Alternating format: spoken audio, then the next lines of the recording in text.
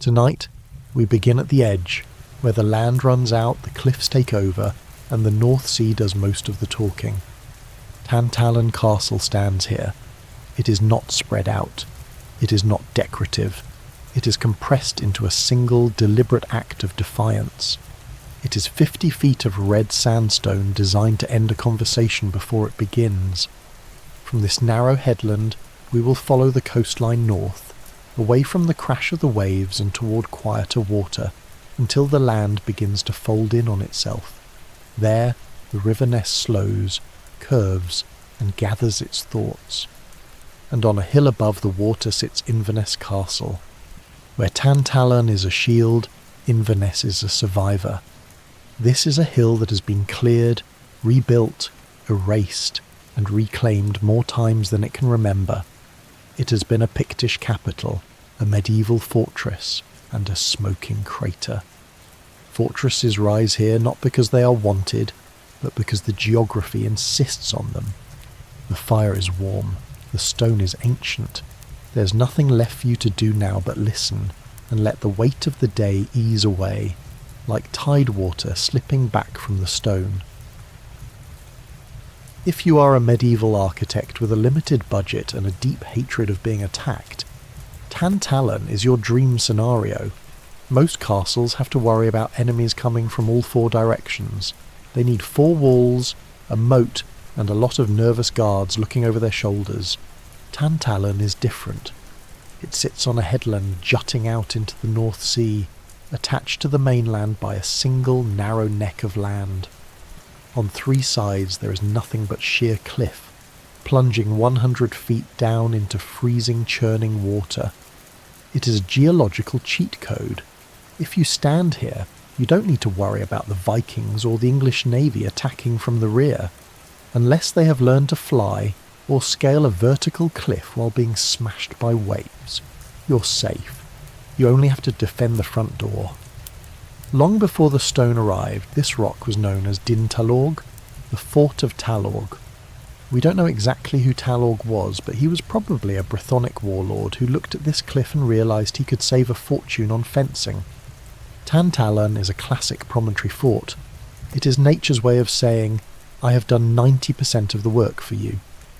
In the Iron Age, the local tribes likely built a few timber ramparts across the neck of the land, dug a ditch, and called it a day. They didn't need stone towers, they had gravity.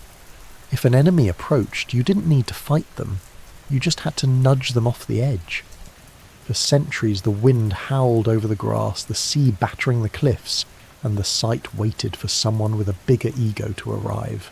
Enter William Douglas, 1st Earl of Douglas. If you know Scottish history, you know the name Douglas.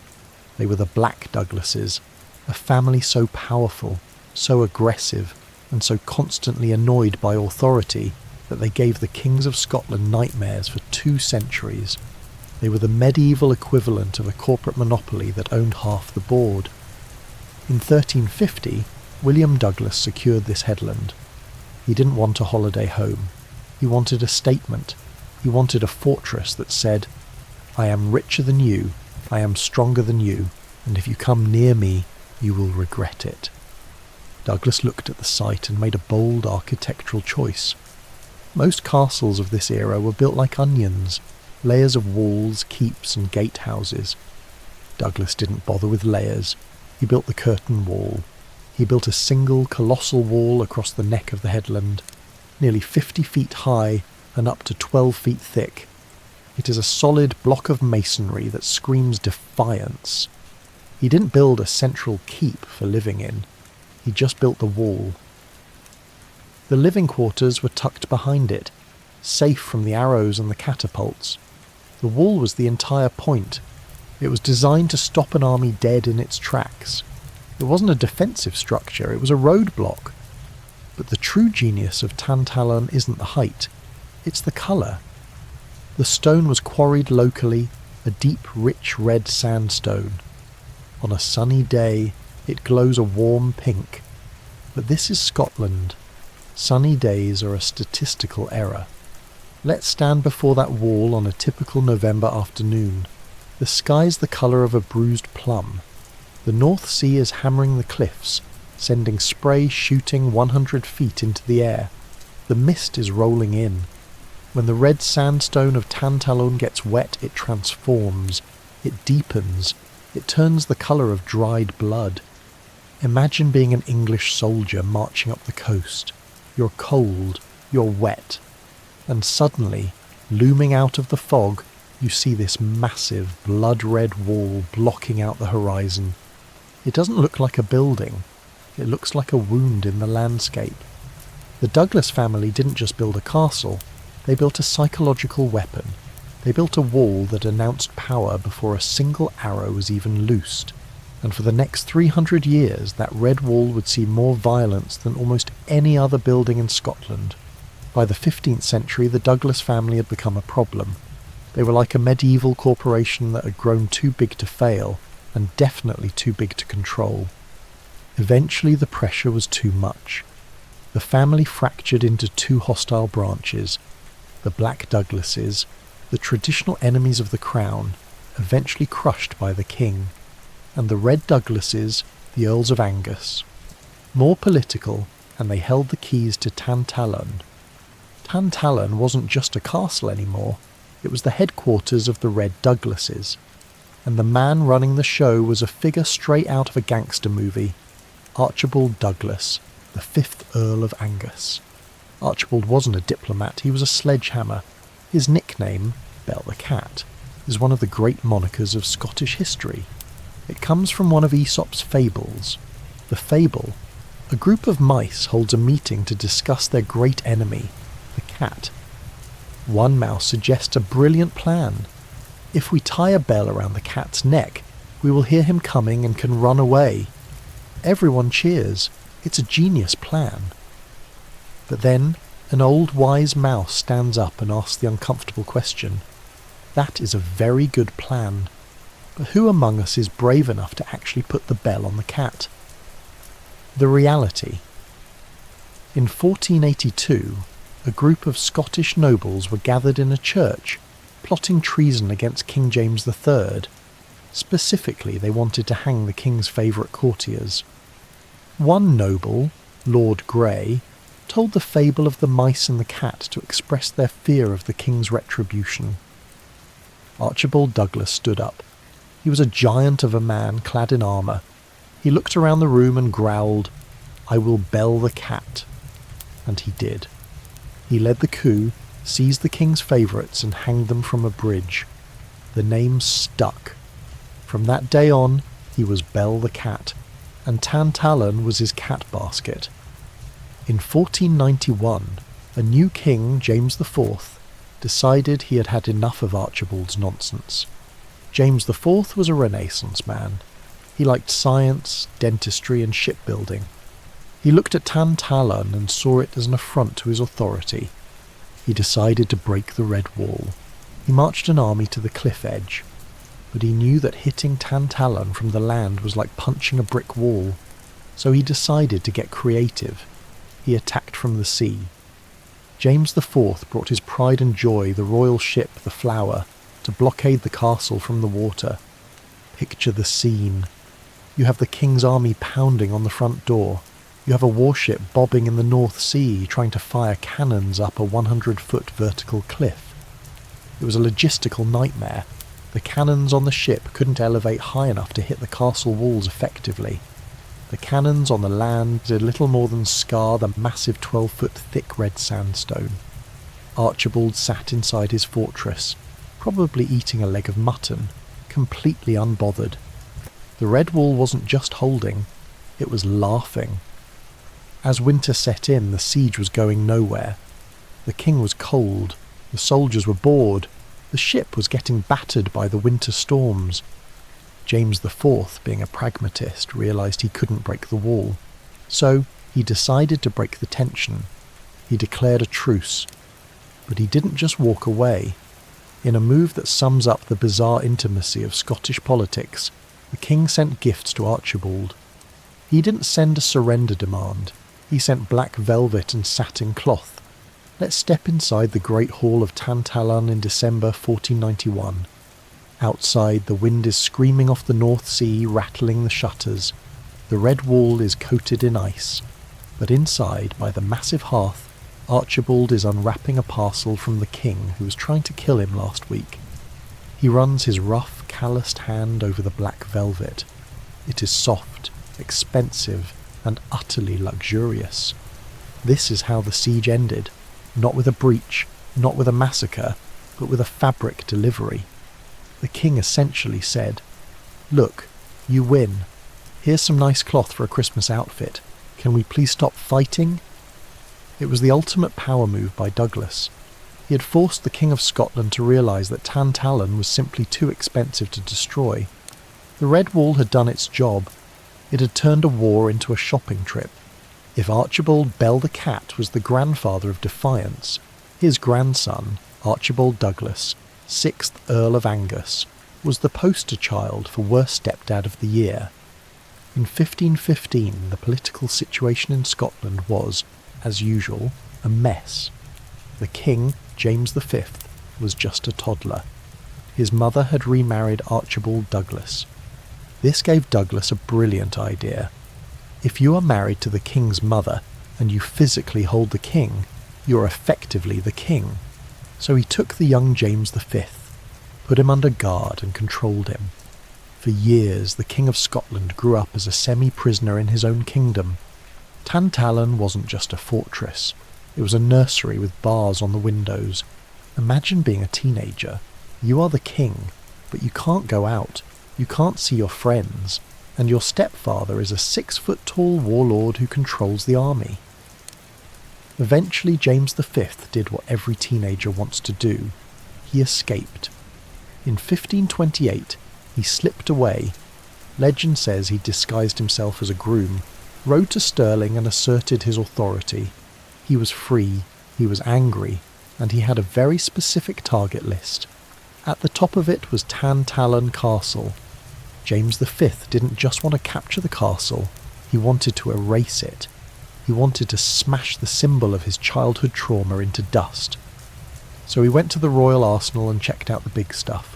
He marched to the cliffs of Tantallon with a siege train that included a cannon known as thrawn-mouthed Meg. Thrawn means stubborn or twisted. Meg was likely a massive bombard similar to the famous Mons Meg in Edinburgh. This wasn't a precision instrument. It was a giant iron bucket designed to throw rocks the size of beach balls. For 20 days the king unleashed hell. The noise must have been apocalyptic. The cliffs of Tantallon act like an echo chamber. Every time a cannon fired, the boom would bounce off the water, the stone, and the sky. James pounded the red wall. He pounded the towers. The air was thick with the sulphur smell of black powder, mixing with the salt spray of the North Sea. And the result? Nothing. The red wall took the hits. The sandstone certainly chipped. It scarred. Douglas had built the wall so thick, 12 feet of solid masonry, that the cannonballs simply embedded themselves in the stone like raisins in a cake. The wall absorbed the kinetic energy. After 3 weeks, James V ran out of powder, cannonballs and patience. He had to pack up thrawn-mouthed Meg and go home. It was a humiliation.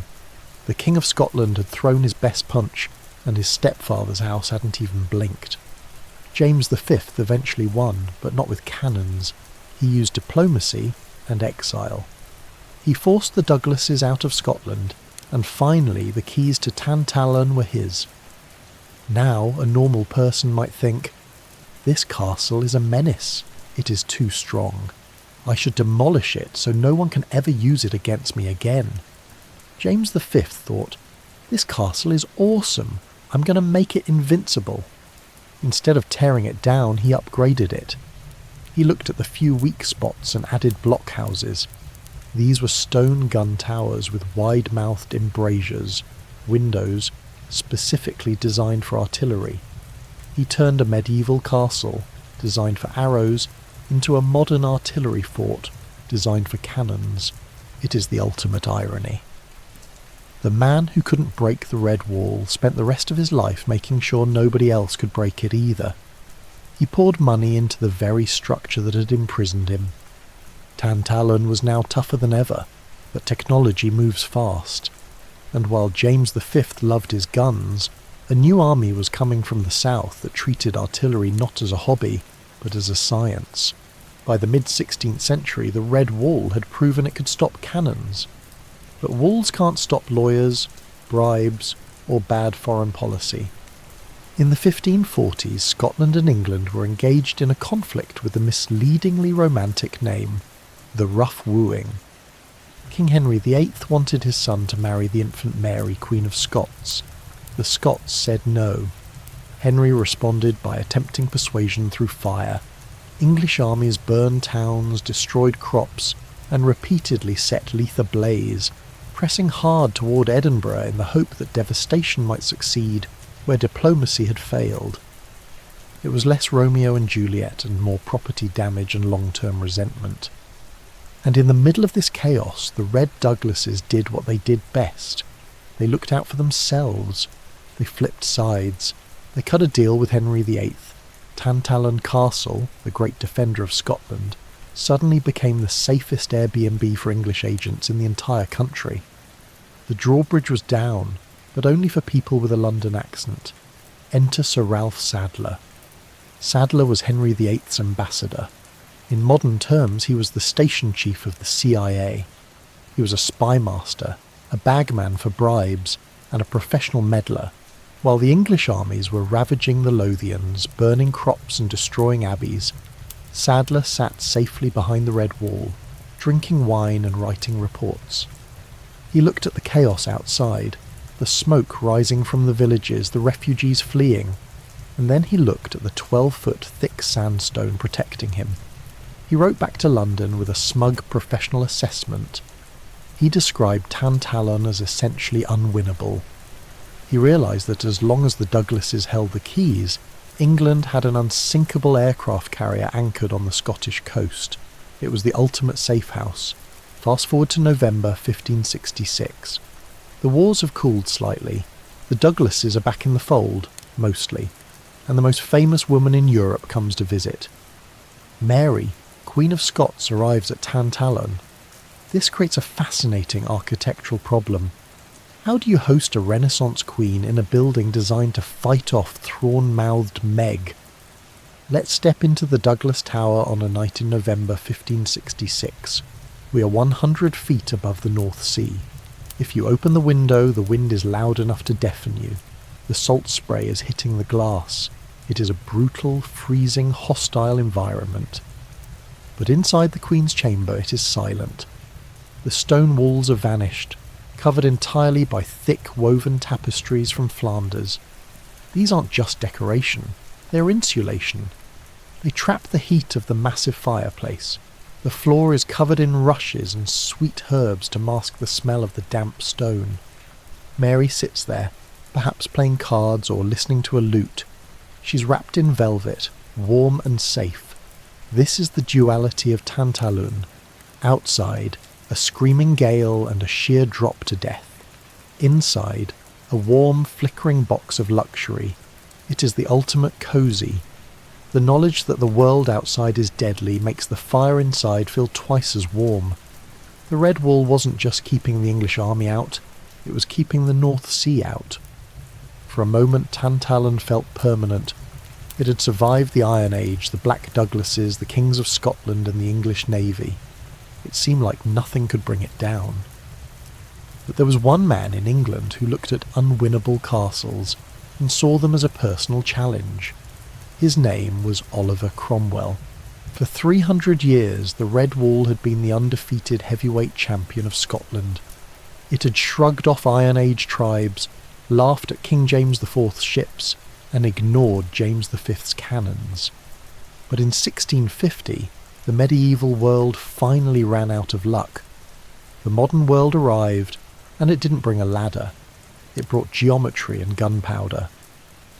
After Oliver Cromwell crushed the Scots at the Battle of Dunbar, he occupied Edinburgh. He thought he had pacified the south, but Tantallon was still open for business. A group of royalist desperadoes known as moss troopers moved in. These weren't disciplined soldiers. They were essentially armed traffic wardens with a grudge. They turned Tantallon into a base for guerrilla warfare. Every time Cromwell sent a supply wagon from England with bread, bullets or boots, the moss troopers would swoop down from the castle, hijack the shipment and disappear back behind the red wall.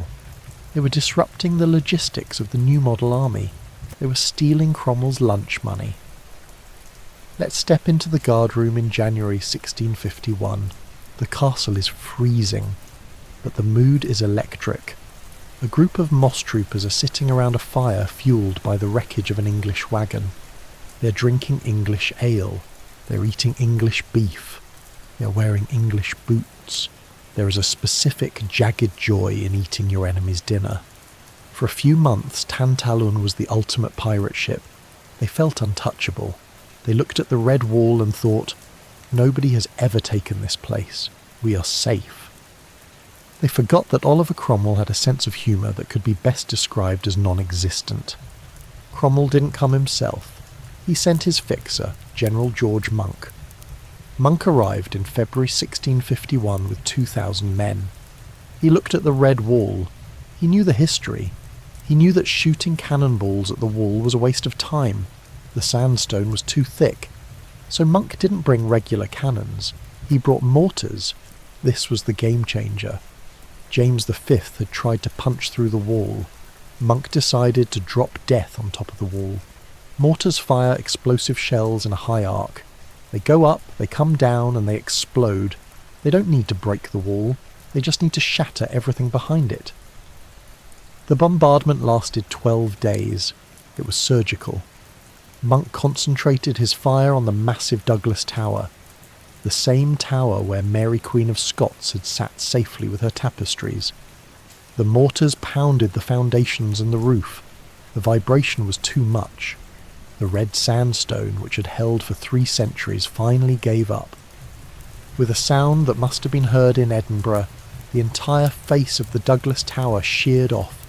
It didn't crumble, it slid. Tons of masonry collapsed into the ditch. The royal suite was suddenly open air. The moss troopers, realising that the unbeatable wall was now a pile of gravel, surrendered. Monk didn't garrison the castle. He didn't repair it.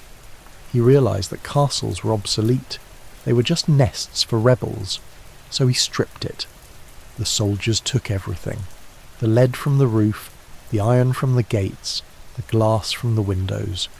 They left Tantallon as a hollow, picked-clean skeleton. The red wall was still standing, but it was blind and toothless. The wind blew through the shattered tower. The rain washed the soot from the stones. After 300 years of defiance, Tantallon wasn't a fortress anymore. It was a ruin. By the 19th century, Tantallon had stopped being a military problem and started being a tourist attraction. The roof was gone, the Douglases were gone, and the only thing invading the promontory was damp. But even as a skeleton, the castle had gravity. If you stand on the battlements of Tantallon and look out to sea, your eye is immediately drawn to a massive white volcanic plug jutting out of the water. This is the base rock. For centuries, this rock was the annex of Tantallon. It was often owned by the same family, and they used it as a convenient dumping ground for people they really didn't like. It was the Scottish Alcatraz. If the dungeon in Tantallon was full, or if a prisoner was particularly annoying, they would be rowed out to the Bass. There was a small fortress there, a few miserable cells, and 100,000 seabirds screaming 24 hours a day. Lore tells of Covenanters left to rot there, staring back at the mainland, watching the lights of Tantallon flicker in the distance. It was a prison designed to break you not with torture, but with isolation and guano. In the early 1800s, Sir Walter Scott arrived. Scott was the medieval hype man of the Victorian era. He looked at a pile of wet, broken stones and saw romance. He visited and decided it was the perfect setting for his epic poem Marmion. Broad, massive, high, and stretching far, and held impregnable in war, Scott did for Tantallon what a good filter does for a selfie. He airbrushed out the dysentery, the starvation, and the terrifying sieges, and replaced them with noble nights and tragic sunsets. He fixed its reputation forever as the ultimate brooding ruin. Because of him, people stopped seeing a bombed-out bunker and started seeing a monument. But you can't have a castle without a ghost story, and Tantallon has a very modern one. In 2009, a tourist was taking photos of the shattered Douglas Tower, the one General Monk blew apart in 1651. When they got home and checked the digital file, they saw something odd. Standing in one of the ruined window apertures was a figure. It wasn't a blurry orb. It looked like a man. He appeared to be wearing a ruff, the frilly collar popular in the 16th century, and a doublet. He was staring directly at the camera. Here is the problem. The floor he was standing on hasn't existed for 350 years. The photo went viral. Experts analysed it. Skeptics said it was a trick of the light against the stonework. Believers said it was James V still looking for a way in, but it fits the vibe of the place perfectly. Tantallon is a place of memory. It feels right that someone from the 1500s is still standing in the window, waiting for the smoke to clear. And that, in a way, is exactly what Tantallon has always been. Not a place of ghosts, but a place of watching. Long before tourists arrived with cameras, long before poets arrived with notebooks, people stood on this edge and stared outward. They watched the sea for sails. They watched the land for dust clouds. They watched the weather because the weather decided whether you lived comfortably or suffered creatively. When the wars ended, Tantallon didn't collapse in a dramatic heap. It simply stopped being useful. The roof went first, then the floors, then the doors that had once slammed shut against kings were left to swing in the wind until they fell away entirely. What remained was the outline of intention. The Basrock still rises from the water, no longer a prison but a sanctuary of noise and feathers. The screams that once came from men have been replaced by seabirds arguing endlessly about personal space. The isolation remains. The purpose has changed. Sir Walter Scott understood this instinctively. He didn't invent Tantallon's drama, he just translated it. He taught people how to see a ruin not as a failure, but as a pause, a castle mid-sentence. And modern visitors continue the tradition, standing where cannon once stood, holding phones instead of pikes, waiting for the light to hit the stone just right. Tantallon doesn't feel abandoned, it feels finished. The arguments are over. The walls have said everything they needed to say. Now they just listen. The North Sea moves below, endlessly patient. The wind combs through empty windows, and the red wall, finally relieved of responsibility, watches the horizon without expectation. If you look at a map of Scotland, you will see a massive diagonal scar running from the southwest to the northeast. This is the Great Glen, the geological fault line that splits the Highlands in two. It is a highway of water consisting of lochs, including Loch Ness, and rivers. And sitting right at the top of that highway, guarding the exit into the North Sea, is a ridge of red sandstone. This is Inverness. To understand this castle, you have to ignore the red stone building you see today. That is a Victorian impostor. We need to go back to the dirt. We need to go back to a time before Scotland even existed, when this ridge was the throne of a lost empire. The hill is known in Gaelic as Toma Shaistay, Castle Hill. But long before it had a name, it had a purpose. In the ancient world, geography was destiny. If you wanted to move an army, a trade caravan, or a messenger through the rugged, impenetrable Highlands, you didn't climb the mountains, you followed the water. The Great Glen was the only viable road. Inverness stands at the mouth of that road. It is the cork in the bottle. From this ridge you can see the Moray Firth stretching out to the sea. You can see the River Ness crashing down from the loch. Whoever stood on this hill didn't just own a view, they owned the flow of humanity in northern Britain. It was the ultimate toll booth. In the 6th century this ridge wasn't crowned with stone, it was crowned with timber. This was the capital of the Picts. The Picts are the ghosts of Scottish history. We know them mostly through the insults of their enemies. The Romans called them Picti, the painted ones, because of their tattoos. They left no written records, only cryptic symbols carved into standing stones. But we know this: they were powerful, and their king, Brood, or Bride, ruled from this hill. Imagine a massive wooden fortress, thick oak palisades, sharpened stakes, thatched great halls, and the smell of wood smoke and roasting meat drifting down to the river. It was a place of high status, bustling with warriors, craftsmen, and druidic advisors. It was a power centre, rooted not in masonry, but in muscle and location. In 565 AD, a visitor arrived at the bottom of the hill. He wasn't a warrior. He was an Irish monk named Columba. Columba was on a mission to convert the Picts to Christianity. He walked up the steep path to the gates of King Brood's fortress. But Brood, advised by his chief druid, a man named Broishan, was not in a hosting mood. The king ordered the heavy timber gates to be barred. He wanted to show this foreign priest who was boss.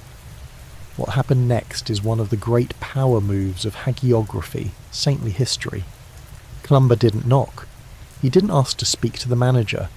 He walked up to the sealed gates and made the sign of the cross.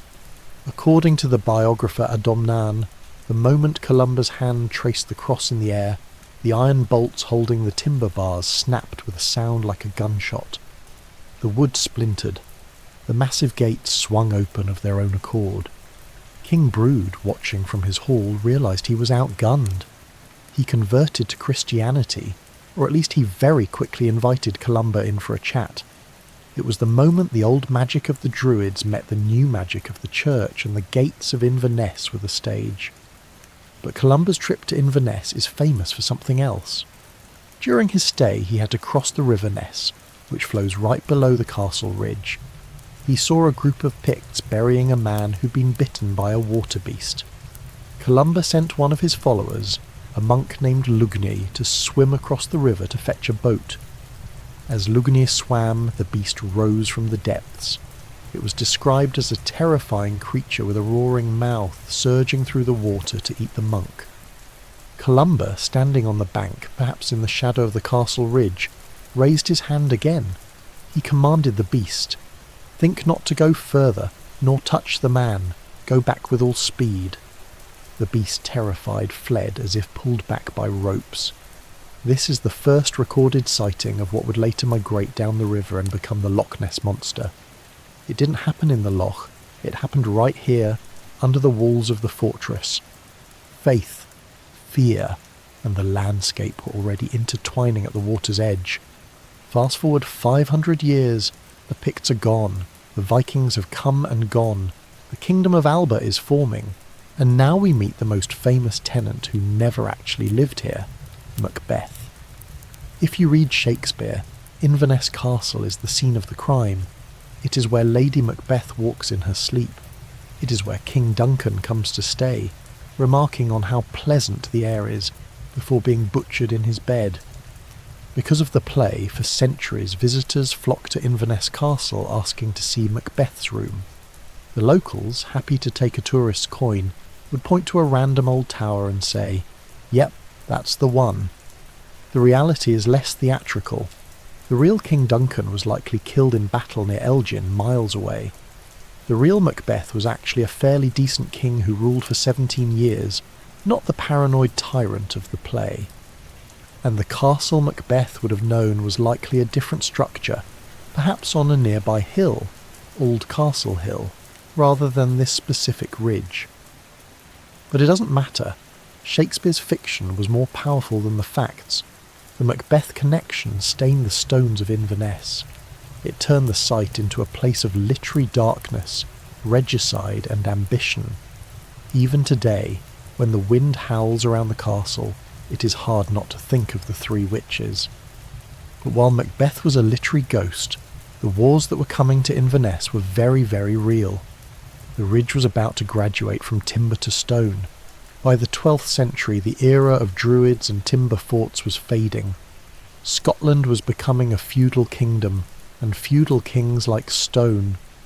For centuries, the centre of power had drifted around the area, sometimes on the old castle hill to the east, sometimes on the ridge. But under King David I, the great moderniser of Scotland, or perhaps his successor William the Lion, a decision was made.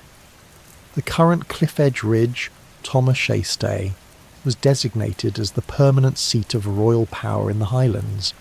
It was a statement of intent. The Scottish Crown was saying, "We're not just visiting the Highlands, we live here now." But don't imagine a towering stone fantasy like Disney World. The castle that rose on this hill in the 11th century was a gritty, pragmatic hybrid. Excavations and historical records suggest it wasn't purely masonry. It was a mix of earthwork ramparts reinforced with heavy timber palisades and stone foundations. It was designed to absorb punishment.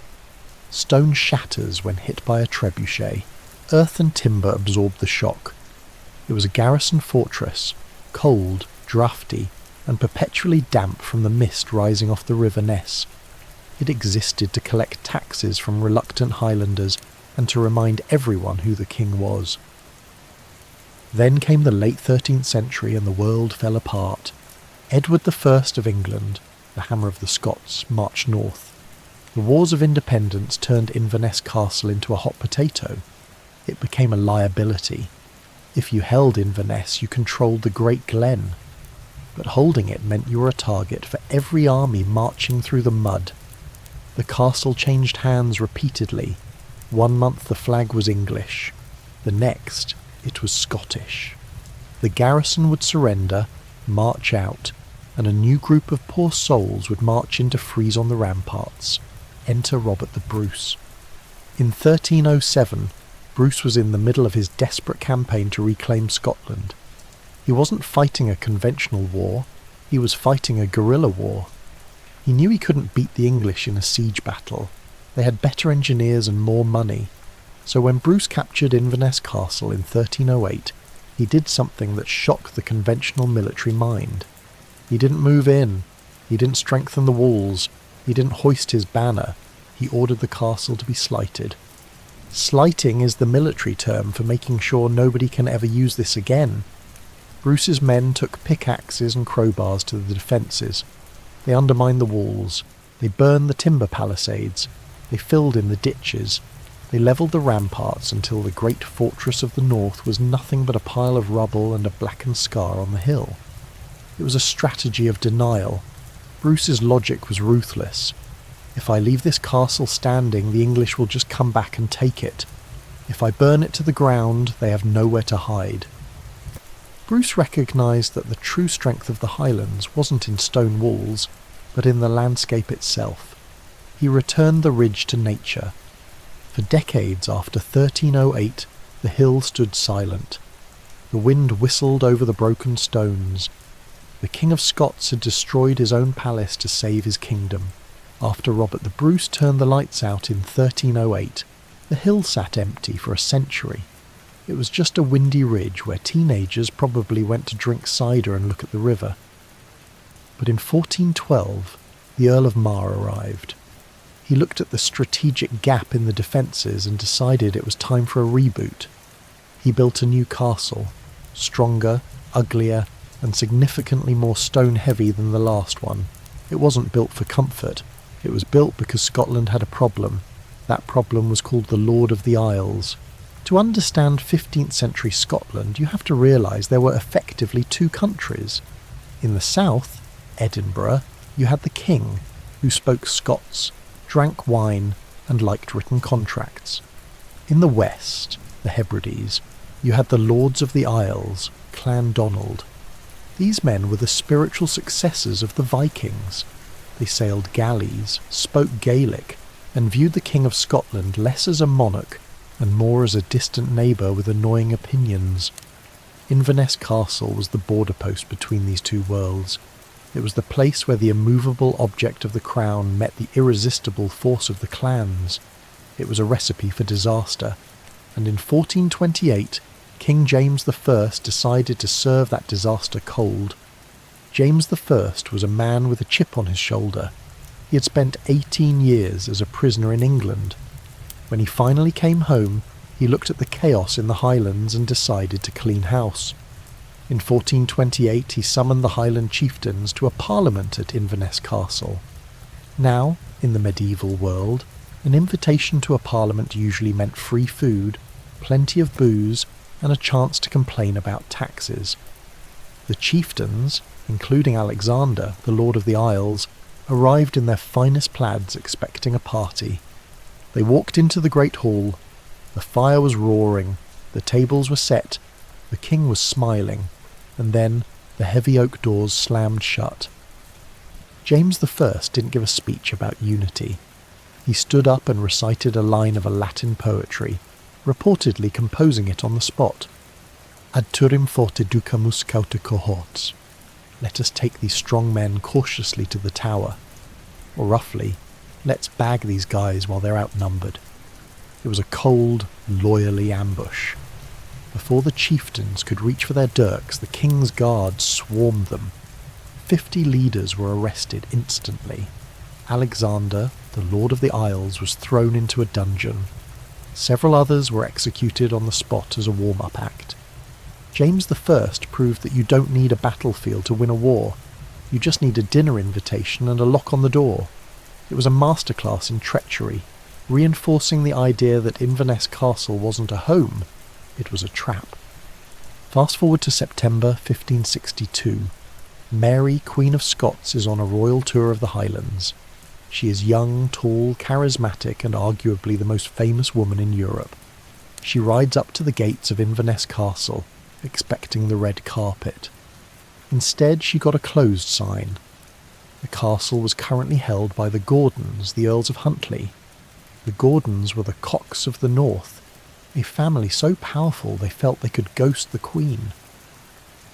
The castle keeper, a man named Alexander Gordon, looked over the battlements.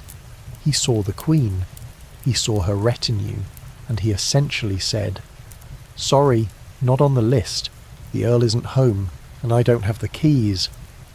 This was a colossal miscalculation. You can insult a king and he might sue you, but if you humiliate a queen in front of her subjects, you're asking for medieval blunt force trauma.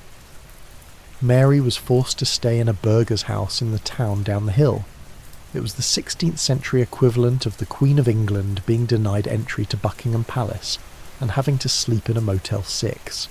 But Mary didn't cry, she got angry. And when a Stuart monarch gets angry in the Highlands, the clans start moving. Word spread that the Gordons had disrespected the Queen. The Clan Fraser and Clan Munro, who were sitting on the fence waiting to see who was going to win, suddenly decided they were massive royalists. They poured out of the hills to join Mary. The siege lasted 3 days. It wasn't a long, drawn-out affair. It was a furious, insulted swarm. The castle was stormed. The Gordons were overwhelmed. And then came the HR meeting. Alexander Gordon, the man who had refused to open the door, was dragged to the battlements. He wasn't given a trial. He was hanged over the castle wall. Imagine the visual. The Queen standing below, watching the man who locked her out swinging in the breeze above the River Ness. It was a brutal, visible reminder to the entire north. When the Queen knocks, you open the door. For a brief moment, Mary wasn't the tragic victim of history books. She was the warrior queen, commanding her army and taking her castle back by force. It was perhaps the best week of her life. But as always with Inverness, the victory was temporary. The stone would crumble again. If the 16th century was about queens and hangings, the 17th century was about bureaucracy and recycling. During the Wars of the Three Kingdoms, the Civil War, Inverness was less a strategic stronghold and more a revolving door. You had the Covenanters, Presbyterian hardliners who hated the king, and the Royalists, who loved the king, or at least hated the Covenanters. Inverness Castle changed hands so often, the garrison probably didn't bother unpacking their bags. But in 1649, the king lost his head, the Covenanters lost their way, and Oliver Cromwell arrived. Oliver Cromwell was the ultimate buzzkill of British history. He hated fun, he hated Christmas, and he hated old, inefficient castles. When his army marched into Inverness in 1652, They looked at the medieval castle on the hill, the one James I and Mary Queen of Scots had fought over, and sneered. It was old-fashioned. It had round towers. It was so 15th century. Cromwell's engineers were modern men. They believed in geometry. They believed in artillery. They decided to build the citadel. This was a massive pentagonal star fort built down by the harbour, not up on the hill. It was designed to hold 1,000 men and enough cannon to level the town if it looked at them funny. It was the Death Star of the Highlands, a technologically superior imposition of English will. But here is the problem with building a massive star fort in the 1650s. Stone is expensive, and quarrying takes time. So the Cromwellian engineers looked up at the hill. They saw the old medieval castle, and they thought, that's not a historic monument. That's a quarry with a roof. They gutted it. They dismantled the walls of the castle where Mary Queen of Scots had stayed. They stripped the ashlar blocks. They carted them down the hill to build their shiny new fort. But that wasn't enough. They needed more. So they went to Kinloss Abbey and stole the stone from the monks too. They took the headstones from the Friars' Church in Inverness. The citadel was a Frankenstein monster, built from the bones of Scottish history. The castle on the hill was left as a hollow, wind-blown shell. It hadn't been destroyed by enemy fire. It had been destroyed by a procurement order. But Cromwell's republic had a shelf life. In 1660 he died, the experiment failed, and Charles II returned to the throne. Suddenly the citadel wasn't a symbol of order. It was a symbol of a hated, defunct regime. It was a massive stone reminder of the English occupation. The locals of Inverness didn't wait for a permit. They tore it apart. In a beautiful twist of irony, the stone that had been stolen from the castle to build the citadel was now stolen back, or just stolen for other things. The citadel was razed to the ground. Today, only a tiny fragment of the rampart and a clock tower remain. And the castle on the hill? It was crudely patched up. The royalists dragged some stone back up the slope, filled in the gaps, and tried to make it look respectable again. But it wasn't the proud fortress of the Earl of Mar anymore. It was a battered veteran scarred by the fact that for 10 years it had been treated like a pile of spare parts. But the ultimate indignity was yet to come. The Jacobites were gathering in the glens, and they were about to bring something much louder than pickaxes. By the 18th century, Inverness Castle was like an aging heavyweight boxer. It had been punched, kicked, dismantled, rebuilt, and patched up with stolen stone. It was tired. But the Jacobites were about to ring the bell for the final round, and this time they weren't bringing swords, they were bringing chemistry. The first Jacobite rising, the 15, was a bit of a shambles, but it did have its moments. William Mackintosh of Borlum, a man with a fantastic name and a very sharp sword, seized the castle for the old pretender, James Stewart. He marched in, kicked the government garrison out and hoisted the flag. But holding a castle is boring. Mackintosh realised that sitting on a hill in Inverness wasn't going to win the throne in London. He eventually marched south to Preston, where he was forced to surrender. The castle was handed back to the government like a rental car returned with a full tank of gas. It was a warning shot. The government in London looked at the map and realised, we have a problem in the Highlands. Enter General George Wade. Wade was the government's Mr. Fix-It for Scotland.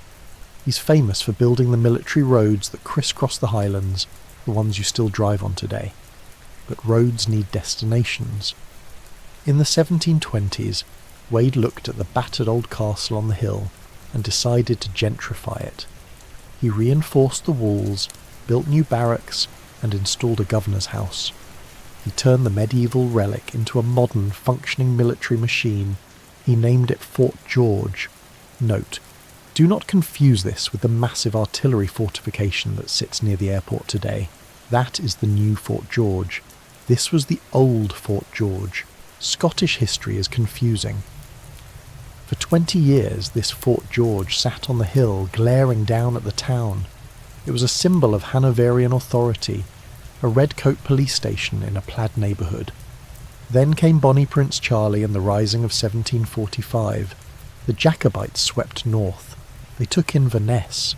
They looked at Fort George and saw a symbol of everything they hated. Charlie had a choice. He could keep the castle and use it. Or he could do what Robert the Bruce did 400 years earlier, deny it to the enemy. He chose the option of maximum noise. He ordered the castle to be erased from the skyline. But unlike Bruce, who had to use pickaxes and sweat, Charlie had a French engineer. The man in charge of the demolition was a French sergeant named Lepine. He was a professional. He didn't just light a fire in the Great Hall, he went to the cellars. He packed the foundations with barrels of black powder. He laid the fuses. He checked the math. On February 19th, 1746, he lit the fuse. The blast was, by all accounts, spectacular. It wasn't a crumbling, it was a launch. The explosion was so violent that massive blocks of masonry were thrown hundreds of feet into the air. Legend says that heavy stones landed on the other side of the River Ness. The governor's house didn't collapse, it disintegrated. Tragically, Sergeant Lepine may have been a bit too dedicated. Some accounts say he was blown up with the castle because he went back to check a faulty fuse. Others say only his dog died. Either way, the result was the same. Inverness Castle was gone. The ridge was stripped bare. The Fort George that General Wade had built was reduced to a smoking crater. For the next 90 years, the hill sat empty. The government didn't bother rebuilding it. They realised that putting a castle in the middle of a town was a tactical nightmare. Instead, they moved 10 miles down the coast to Ardasea and built the new Fort George, a massive flat artillery fortress that could never be blown up by a French sergeant. The ridge in Inverness became a desolate mound. It was a pile of weeds and broken stone. The sheep grazed where kings had ruled. The wind whistled through the gap where the gates used to be. The military life of Inverness Castle had ended in a cloud of sulphur smoke. But the Victorians were coming, and Victorians hate empty spaces. They looked at that hill and thought, you know what this town needs? A really nice courthouse that looks like a castle. For 90 years the ridge was a gap tooth in the smile of the Highlands. It was just a pile of stones where Bonnie Prince Charlie's French sergeant had been vaporised. But the Victorians abhor a vacuum, and more importantly they loved a bit of architectural cosplay. In 1836 the town officials decided it was time to rebuild, but they didn't need a fortress. The clans were pacified, the Jacobites were history, and the only raids happening in Inverness were sheep stealing. They needed a sheriff court, they needed a county hall, they needed a place to process paperwork. They hired architect William Byrne. Byrne was a man who understood the assignment. He knew that you couldn't put a boring square office building on that hill. It had to look tough, it had to look romantic, it had to look like a castle. Byrne chose a striking deep red sandstone. It is the colour of dried blood, which is appropriate given the history, but the intent was purely aesthetic. He built what is known as a castellated building. This is a polite architectural term for fake castle. Look at the battlements. They are designed to look cool, not to stop a cannonball. Look at the arrow slits. They're glazed with glass. If you tried to shoot a longbow through them, you would just break a window and annoy the sheriff. Look at the turrets. They don't hold boiling oil, they hold pigeons. The building was designed for lawyers, not archers. The Great Hall was a courtroom. The dungeon was a holding cell for drunks. The keep was an entryway. It was a suit of armour worn by an accountant, but it worked. It is undeniably imposing. It sits on the hill, glowing red in the Highland sunset, convincing millions of tourists that it has been there since the Middle Ages. It is the ultimate bluff. In 1899, a statue was erected on the castle esplanade. It isn't a statue of a judge or a king, it is Flora MacDonald. Flora is the ultimate Jacobite heroine. She is the woman who dressed Bonnie Prince Charlie as a maid, Betty Burke, and smuggled him over the sea to Skye after the disaster at Culloden. There is a delicious irony here. She's standing outside the sheriff court, the symbol of government law and order. She's looking down the great glen, seemingly waiting for the prince to return. She's a bronze rebel guarding a building that exists to prosecute rebels. She stands there, flanked by her dog, a quiet reminder that while the government controls the stone, the romance belongs to the Jacobites. For nearly 2 centuries, this castle was a working building. Until 2020, if you walked inside Inverness Castle, you weren't buying a ticket. You were probably paying a speeding fine or getting divorced. It was the only castle in the world where the phrase "take him to the tower" meant take him to courtroom 2 for sentencing. But now, the lawyers have moved out. The building is currently being transformed into the Inverness Castle experience, a tourist destination. Inverness Castle is a quiet contradiction. It is the newest structure we have visited, yet it stands on one of the oldest places of authority in Scotland. Long before red sandstone, long before courts and keys, this hill mattered. Again and again, history tried to clear it away, and each time something returned. Not always a castle, not always stone, but always presence. Thomas Shastay has never been allowed to rest. When one chapter ended, another arrived. When walls fell, foundations were reused. The hill did not insist on violence or ambition, it simply attracted them, the way high ground always does. If you could cut through the ridge like a slow geological sample, you would not find a single story. You would find layers of use, memory, and quiet persistence. At the surface, the warm red sandstone of the Victorian era, orderly, civic, and calm. Below that, the scattered remains of the Jacobite years, a moment of upheaval that passed as all moments do. Deeper still, the traces of Cromwell's time, stone removed, reshaped, carried elsewhere. Further down, the earlier strongholds of medieval families, authority measured in keys and doors, and at the base the faint impressions of timber and earth, the earliest fort where kings watched the river and saints were welcomed at the gate. What stands today is only the most recent layer. The castle is a kind of clothing, carefully tailored, carefully maintained, worn by a hill that has lived many lives. In the evening light it glows softly, asking nothing, explaining nothing. The real history rests below, folded into soil and stone undisturbed.